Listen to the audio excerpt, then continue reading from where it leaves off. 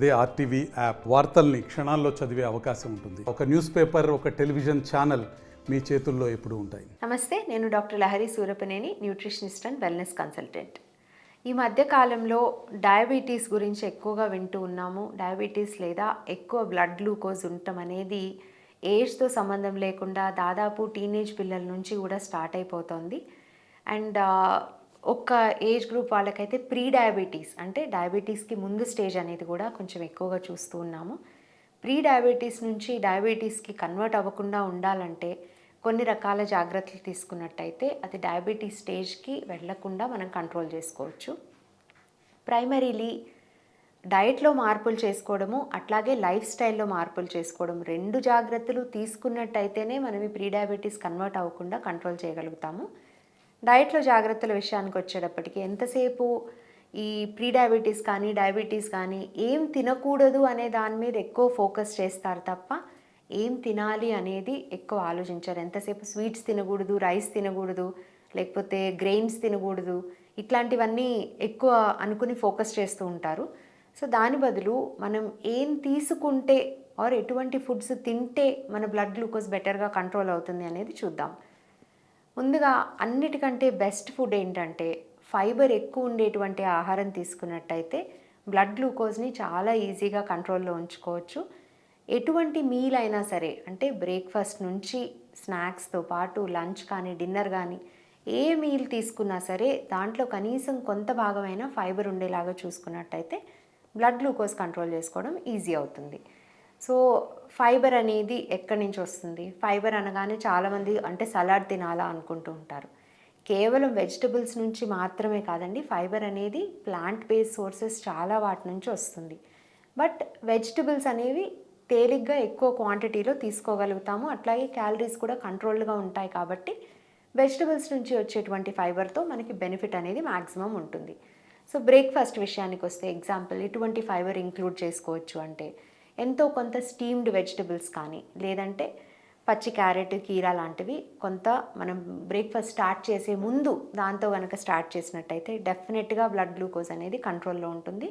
అట్లాగే మీరు ఎటువంటి బ్రేక్ఫాస్ట్ ఐటెం తీసుకుంటున్నా సరే రెగ్యులర్గా ట్రెడిషనల్గా ఇంట్లో తయారు చేసేటువంటి ఇడ్లీ, దోశ, ఉప్మా, పొంగల్ ఇట్లాంటివి తీసుకుంటున్నప్పుడు కూడా ముందుగా ఈ స్టీమ్డ్ వెజిటబుల్స్ కానీ సలాడ్ కానీ పెట్టుకొని అది తీసుకొని ఆ క్వాంటిటీ ఎంత ఉందో దాంట్లో సగం మాత్రమే ఇడ్లీ, దోశ లాంటివి తీసుకున్నట్టయితే డెఫినెట్గా బ్లడ్ గ్లూకోజ్ కంట్రోల్లో ఉంటుంది. అలాగే తప్పనిసరిగా ప్రతి మీల్తో పాటు ప్రోటీన్ సోర్స్ ఒకటి తీసుకున్నట్టయితే, సో బ్రేక్ఫాస్ట్ విషయానికి వస్తే ఎగ్స్ తీసుకోవడం కానీ, లేదా ఎగ్ తినని వాళ్ళైతే స్ప్రౌట్స్ తీసుకోవడం కానీ, లేదా కొంత కనీసం పెరుగు తీసుకోవడం కానీ, వీటి వలన కూడా మనకి కొంతవరకు బ్లడ్ గ్లూకోజ్ అనేది ఈ ఉదయాన్నే కంట్రోల్లో ఉంచుకోవడం అనేది సాధ్యమవుతుంది. నెక్స్ట్ లంచ్ విషయానికి వస్తే తప్పనిసరిగా ఈదర్ సలాడ్ కానీ స్టీమ్డ్ వెజిటబుల్స్ ఇంక్లూడ్ చేసుకోవడము.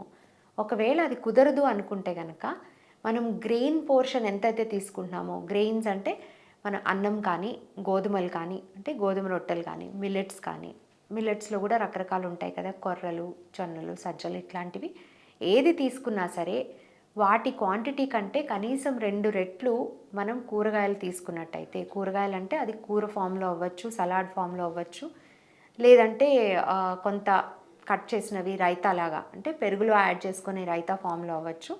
ఇలా ఏదో ఒక రూపంలో తప్పనిసరిగా గ్రెయిన్ క్వాంటిటీకి 2 రెట్లు కనుక వెజిటబుల్స్ తీసుకున్నట్టయితే లంచ్ టైంలో కూడా మనం బ్లడ్ గ్లూకోజ్ని చక్కగా కంట్రోల్లో ఉంచుకోవచ్చు. లంచ్లో కూడా ఏదో ఒక ప్రోటీన్ సోర్స్ యాడ్ చేసుకోవడం ద్వారా, ఈ ప్రోటీన్ సోర్స్ అనేది ఏంటి, మళ్ళీ రకరకాల పప్పుల్లో కూడా మనకు కొంత అమౌంట్ ఆఫ్ ప్రోటీన్ ఉంటుంది. సో పప్పు ఇంక్లూడ్ చేసుకోవడము, రకరకాల గింజలు ఇంక్లూడ్ చేసుకోవడము, శనగలు కానీ, ఉడికించినటువంటివి అలసందలు కానీ, శనగలు కానీ, రాజ్మా కానీ ఇట్లాంటివి కూడా ఇంక్లూడ్ చేసుకోవడము.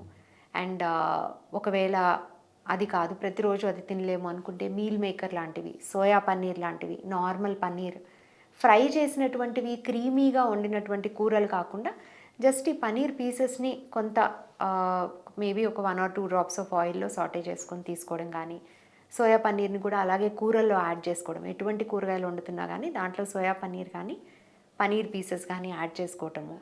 నాన్ వెజ్ తినే వాళ్ళైతే ఒక స్మాల్ పోర్షన్, ఒక 50 to 100 grams non veg add చేసుకోవటము. ఇట్లా చేసుకోవడం ద్వారా లంచ్ టైంలో కూడా మనం both fibre and protein include చేసుకుంటాం కాబట్టి బ్లడ్ గ్లూకోజ్ కంట్రోల్లో ఉంచుకుంటాం.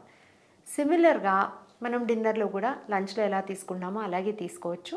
అండ్ కొంచెం తక్కువ క్వాంటిటీలో తీసుకోవాలన్నమాట. మొత్తం ఆహారం అంతా కూడా కొంచెం తక్కువ క్వాంటిటీలో డిన్నర్లో తీసుకుని మీరు ప్రీ డయాబెటీస్ స్టేజ్లో ఉంటే ఈవినింగ్ 7 తర్వాత, అంటే మీరు నైట్ షిఫ్ట్ చేసే వాళ్ళు కాకపోతే నార్మల్గా ఉదయాన్నే 6:30, 7కి లేచే వాళ్ళైతే ఈవినింగ్ 7 లోపు ఫుడ్ అనేది ఆపేసి 7 తర్వాత ఫుడ్ తినకుండా అనేది కంట్రోల్ చేసుకున్నట్టయితే కనుక కొంత మనం ఈ ప్రీ డయాబెటీస్ నుంచి డయాబెటీస్ స్టేజ్కి వెళ్లకుండా కంట్రోల్ చేసుకోవచ్చు. అదే ఒకవేళ ఆల్రెడీ డయాబెటీస్ ఉండి మెడిసిన్స్ తీసుకుంటున్నారు, ఇన్సులిన్ కాకుండా మెడిసిన్స్ తీసుకుంటున్న వాళ్ళైతే కనుక ఈ మెడిసిన్స్ తీసుకునే టైంని బట్టి కొంత మీల్ టైమింగ్స్ అనేది అడ్జస్ట్ చేసుకోవాలి. తీసుకునేటువంటి మెడిసిన్స్ని బట్టి మీకు డయాబెటీస్ ఉన్న వాళ్ళకైతే ఏంటంటే కొన్నిసార్లు బ్లడ్ గ్లూకోజ్ బాగా తగ్గిపోయే అవకాశం ఉంటుంది. అలా బాగా తగ్గిపోతూ ఉన్నప్పుడు మెడిసిన్ తీసుకుంటున్నాం కాబట్టి దానికి తగ్గట్టుగా ఎక్కువ కార్బోహైడ్రేట్ ఉన్న ఫుడ్ తీసుకుందాము అని కాకుండా, అలాంటి సినారియోస్ వచ్చినప్పుడు అంటే 1-2 సార్లు ఇలా షుగర్ అనేది బాగా తగ్గిపోయినప్పుడు డాక్టర్తో మాట్లాడి మీ మెడిసిన్ డోసేజ్ని అడ్జస్ట్ చేసుకున్నట్టయితే కనుక గ్రాడ్యువల్గా తక్కువ డోస్ ఆఫ్ మెడిసిన్ తోటే మన బ్లడ్ గ్లూకోజ్ కంట్రోల్ చేసుకోవడం అనేది సాధ్యమవుతుంది. ఇది కేవలం మెడిసిన్ మీద డిపెండ్ అయిన వాళ్ళకి, అట్లాగే మెడిసిన్ లేకుండా ప్రీ డయాబెటీస్ స్టేజ్లో ఉన్న వాళ్ళకి ఈ ఆహారంలో జాగ్రత్తలు అనేవి ఉపయోగపడతాయి. అదే ఇన్సులిన్ మీద ఉన్న వాళ్ళైతే కనుక ఖచ్చితంగా ఎవరికి వాళ్ళకి ఇండివిజువల్ ప్లాన్ అనేది చేయాల్సి ఉంటుంది. కాబట్టి క్వాలిఫైడ్ డాక్టర్ కానీ, డయాబెటీస్ ఎడ్యుకేటర్ కానీ, డైటీషియన్ కానీ వాళ్ళ దగ్గర సరైనటువంటి డైట్ ప్లాన్ తీసుకొని ఫాలో అయినట్టయితే కనుక ఇన్సులిన్ మీద ఉన్న వాళ్ళు కూడా బ్లడ్ గ్లూకోజ్ అనేది చక్కగా కంట్రోల్ చేసుకోవచ్చు. హై బ్లడ్ షుగరు, లో బ్లడ్ షుగరు రెండిటి రిస్క్ని తగ్గించుకోవచ్చు. ఇది ఆహారంలో తీసుకునేటువంటి జాగ్రత్తలు. ప్రీ డయాబెటీస్ ఉన్న వాళ్ళు కొంత లైఫ్ స్టైల్లో మార్పులు అనుకున్నాం కదా.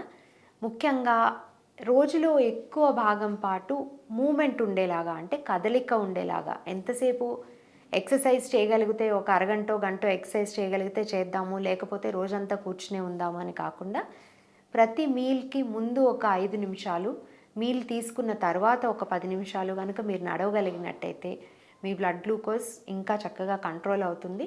సో ఇలాంటి చిన్న ట్రిక్స్ మనము పాటిస్తే కనుక, చిన్న టిప్స్ ఆర్ చిన్న రూల్స్ అని పెట్టుకోండి, ఎవరికి వాళ్ళకి చక్కగా ఒక స్ట్రక్చర్డ్ వేలో చేయటం అన్నమాట. బ్రేక్ఫాస్ట్లో ఇలాంటి ఫుడ్స్ ఇంక్లూడ్ చేసుకోవాలి. మీల్కి ముందు మనము ఒక 5 నిమిషాలు, తీసుకున్న తర్వాత ఒక 10 నిమిషాలు వాకింగ్ అనేది చేస్తూ ఉన్నట్టయితే కనుక డెఫినెట్గా బ్లడ్ గ్లూకోజ్ కంట్రోల్ చేసుకోవచ్చు. డయాబెటీస్ తాలూకు కాంప్లికేషన్స్ ఫ్యూచర్లో వచ్చేటువంటి అవకాశాన్ని కూడా తగ్గించుకోవచ్చు. ఇలాగే ఇంకొక హెల్త్ టాపిక్తో ఇంకో వీడియోలో కలుద్దాం. మరిన్ని వీడియోస్ కోసం ఛానల్ ని సబ్స్క్రైబ్ చేయండి. లేటెస్ట్ అప్డేట్స్ కోసం వాట్సాప్ ఛానల్ ని ఫాలో చేయండి. అండ్ లింక్ డిస్క్రిప్షన్ లో ఉంది.